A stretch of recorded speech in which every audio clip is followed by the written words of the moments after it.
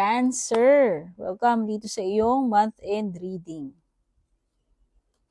Makarating man sa ito month-end or kahit na anong month, lahat naman ng reading ko po dito ay timeless. Kailan makarating po sa inyo, ano? Please don't forget to subscribe, like, or follow.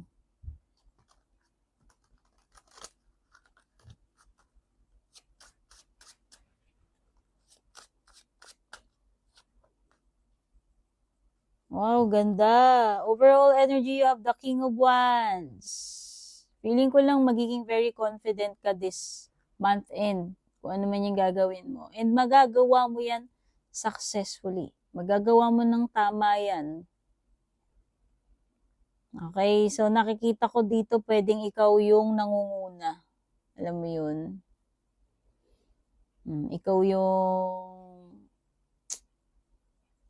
yung kumbaga na sa mga peers mo, ikaw yung top 1, parang ganun. Okay, ganda. Nag-excel ka, nag-stand out ka, yan. Yun yung energy ni King of Wands.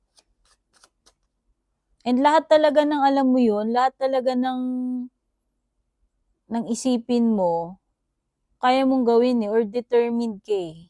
Okay? So, most likely, makukuha mo yun. Ma-achieve mo yan. Financial, career. Wow, parehong major ito. You have Emperor and Judgment card, which is Emperor is about leadership, yung responsibilities. Okay, nakikita ko dito parang magkakaroon ng leveling up for you. So, it could be na ito ay related sa promotion. Okay, or at least pag-angat ng kabuhayan ng pinansyal. Nakikita ko talaga nasa very strong position ka with the King of Wands and the Emperor. Pwede may mga realizations ka with the Judgment card. Hindi ko alam kung ano itong mga to. Okay, pero ang nakikita ko lang dito is nasa very strong position ka and pwede pang umangat eh. Sabi ko nga yung estado ng pamumuhay mo, yung career mo. So wala akong nakikita when it comes to financial and career. Parehong maganda yan. Check natin yung sa love life mo, dear.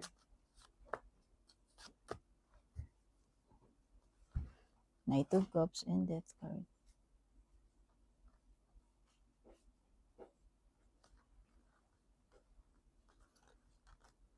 Knight of Cups and Death card when it comes to your love life.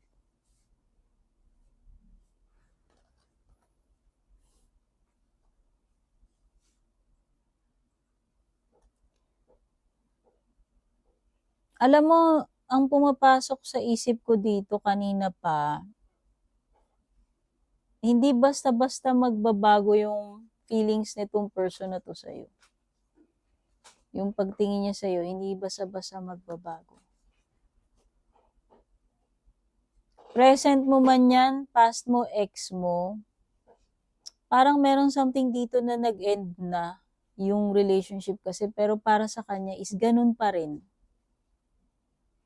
Hindi pa rin siya nagbago sa'yo, yung pagtingin niya sa'yo. May feelings pa rin for sure. Or pwedeng para sa kanya, hindi niya matanggap yung naging ending ninyo kung past mo man ito or ex. This person, may feeling pa rin siya, in love pa rin siya sa'yo. Or pwedeng may mga unresolved. May mga, ano tawag doon? Pwedeng para sa kanya is wala pa rin closure yan. Okay? By the way, pwedeng may Scorpio, Aries. Tignan na natin sa hindi mo inaasahan na mangyayari.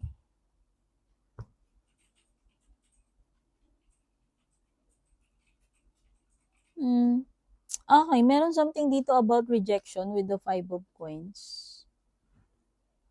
Or yung feeling mo na inabandona ka, iiwan ka sa ere, yun. Isa yun sa hindi mo ina-expect na mangyayari sa'yo na magagawa sa'yo tong ganito na parang pabayaan ka, yun, pabayaan ka or i-reject ka. May Virgo, by the way, may Hermit na lumitaw. Oh, hindi mo ina-expect siguro na iiwasan ka o iiwan ka na lang basta-basta neto, tinalikuran ka. Or bigla na lang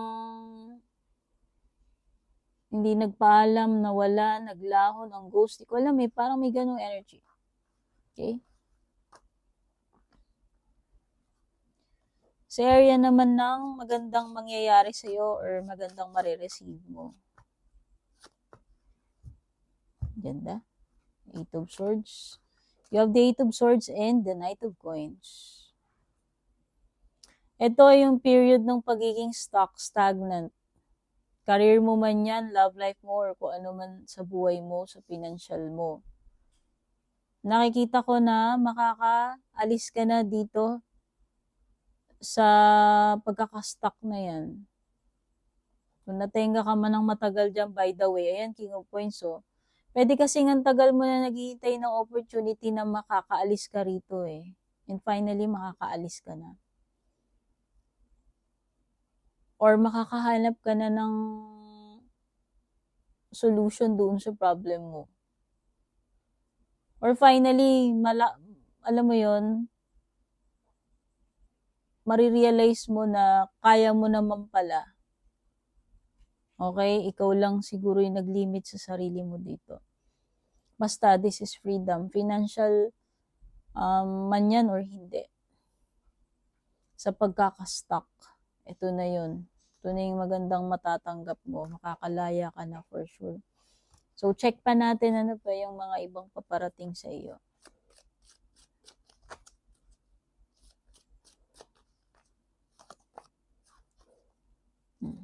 Position, role, title, sabi ko na nga, 'di ba? May binanggit ako about promotion, leveling up with the Emperor.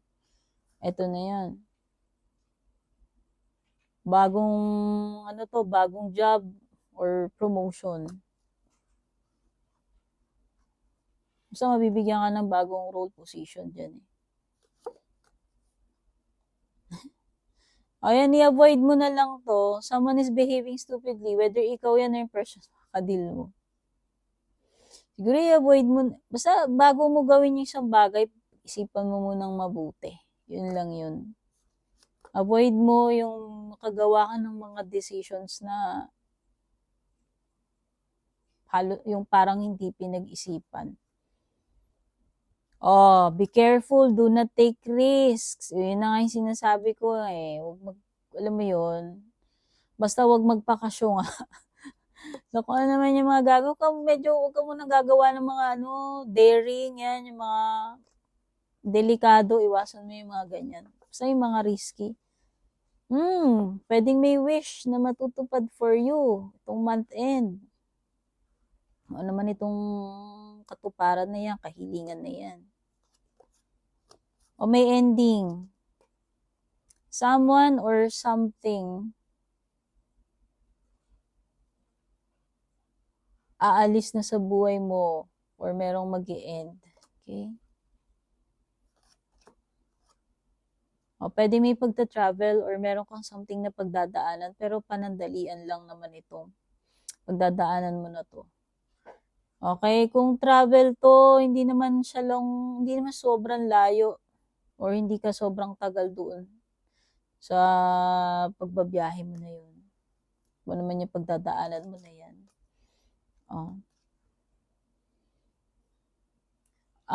Feeling ko lang, ito ay mabibigyan ka ng special treatment or meron bang makakamiss sa'yo? Nag-iisip sa'yo or makakamiss sa'yo? So, yun lang.